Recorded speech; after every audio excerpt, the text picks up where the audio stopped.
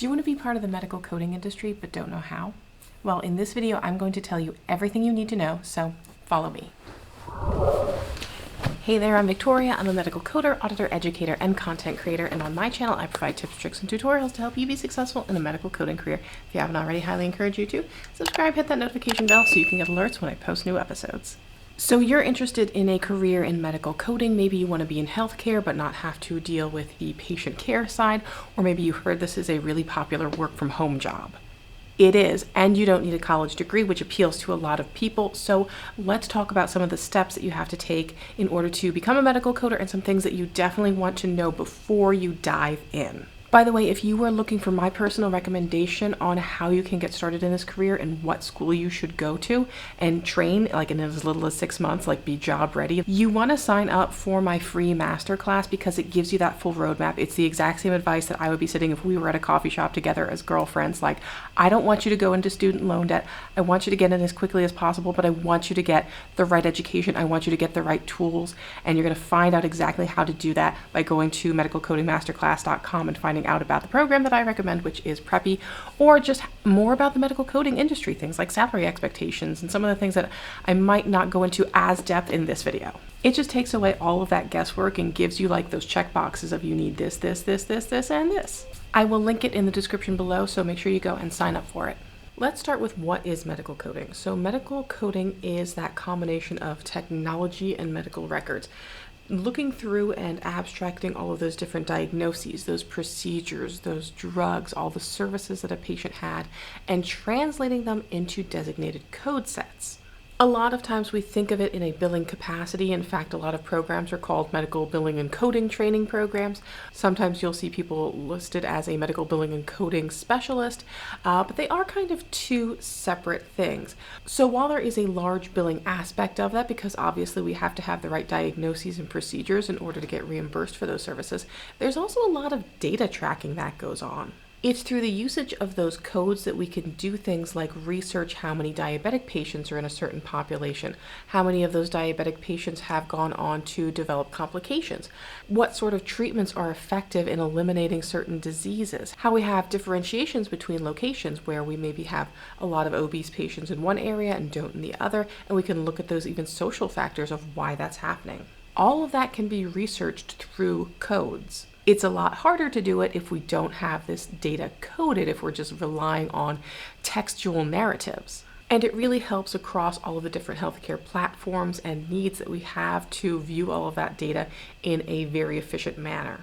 So what a medical coder does is they read through all of those records and abstract that data, sometimes with the prompts from the electronic medical record and sometimes without. So for example, they might have a work queue, and that work queue might just have patient names and medical records and dates of service on it. So they'll go through and click that first entry in the work queue, and it'll tell them what records to look at. They'll go through, look at the records, and enter in the information, the codes. Sometimes the provider, the doctor, or the nurse practitioner, they might put in an approximation of what that code might be, or maybe even just a placeholder for that code, like they might put in 00000, or they might just put something in knowing that the medical coder is going to review all of the codes that they have input. Some services, like maybe a flu shot, are fairly straightforward, but other services can be pretty complex, like surgeries. So those are things that do take more of a time research skill capability. Now, most organizations only hire medical coders that are certified through either AAPC or a HEMA. There are other organizations out there with great certifications, but most employers, when they're looking to hire someone as a medical coder, they want to see a certification through AAPC or a HEMA, usually the CPC through the AAPC or the CCS through a HEMA. The CPC is probably the most widely looked for by employers, so it is a great one to aim for. Like if you are looking into medical coding and you're like, I don't know about all these different certifications and stuff, CPC is a great one to default to, and that is the program that Preppy actually prepares you for. But I want to make sure that you're not jumping into this without researching to make sure that this is going to be a good fit for you. So really look into if this is something that you think you will enjoy. I have a whole playlist at the beginning of my channel that says, want to be a medical coder, start here. That is very bingeable, so you can sit through and watch all of the really critical information, or my masterclass, great resource as well. According to the Bureau of Labor and Statistics, this is still a growing career, and it does offer work from home capacity. A lot of medical coders work from home. There's lots of flexibility. So there's a better work-life balance for this than some other healthcare career choices. While it doesn't require you to have clinical knowledge, meaning that you don't need to know how to give a patient an injection or take a blood pressure, you do need to know things like medical terminology. I actually have a whole video on recommendations for that one. I'll link it below as well. Because you are part of a big healthcare team and you need to be able to speak efficiently to the different procedures that you're coding. And you need to understand these terms so that you're not constantly stopping to Google and look things up, because there is a productivity level to medical coding. Productivity levels vary so greatly though, that I can't tell you how many codes or charts or anything that you have to do an hour, because while there are some benchmarks out there, it can change a lot based off of organization and a lot of different other factors. And it does require being able to analyze things like insurance guidelines, things like federal regulations, and things change pretty frequently. So it's a great job for people who are looking to constantly be learning. They don't want to get stale and bored with what they're doing. It is definitely a job for lifelong learners. However, and you will see this anywhere you look into medical coding, there will always be people saying that it is difficult to find that first job, because strategy is really important in there. It might take some time of redoing your resume. It might take some time of being strategic on social media and how you search for jobs. And I have a whole video on that as well, because definitely it is not like getting into nursing where you finish and you can find a job right away. With any training program or degree, there's really no guarantee of a job.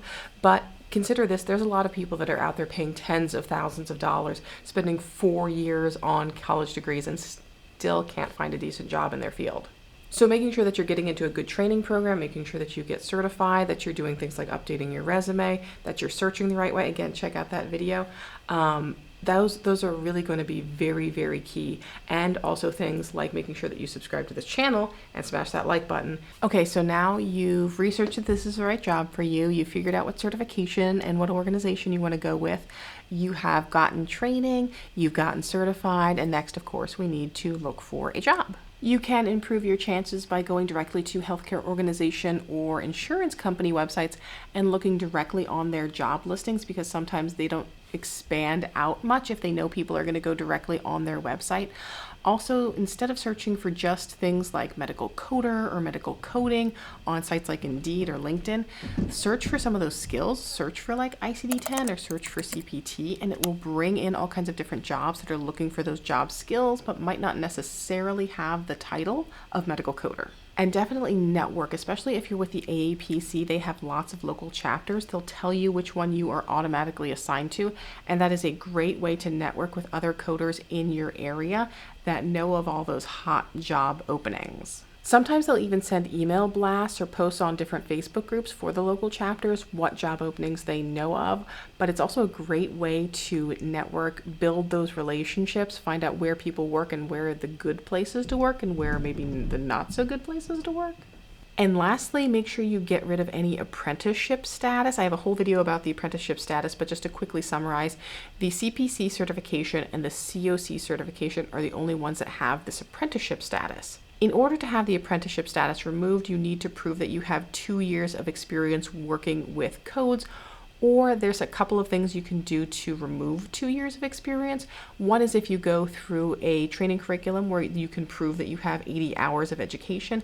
The second is going through what they call the Practicode, which is basically a module you pay for with the AAPC, and they give you a whole bunch of cases and you have to code them. There's no multiple choice though anymore. It's literally just boxes for the CPT codes, boxes for the modifiers, boxes for the ICD-10 codes, and they don't tell you even how many. You just have to figure it out from scratch and which codes and modifiers you need. The AAPC has suggested a couple of times in the past, even at their national conferences, that they're looking at ways to potentially remove that apprentice requirement in the future.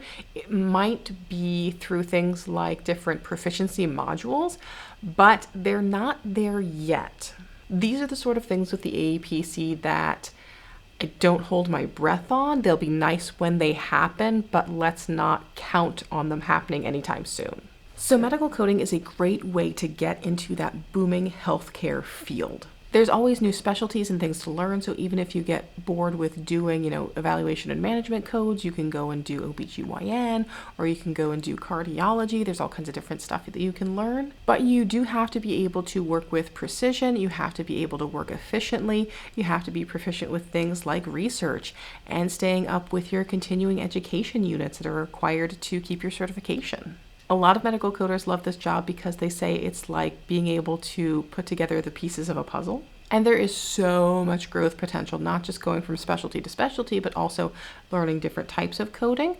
If you want to go from doing prophy coding to inpatient coding or risk adjustment coding, or just if you want to get into compliance, or if you want to grow into an auditing position. So if you want to get started, head over to medicalcodingmasterclass.com and you will find out about everything you need, and you can get started today on the Preppy program. I will see you guys in the next video. And until then, just keep on coding on.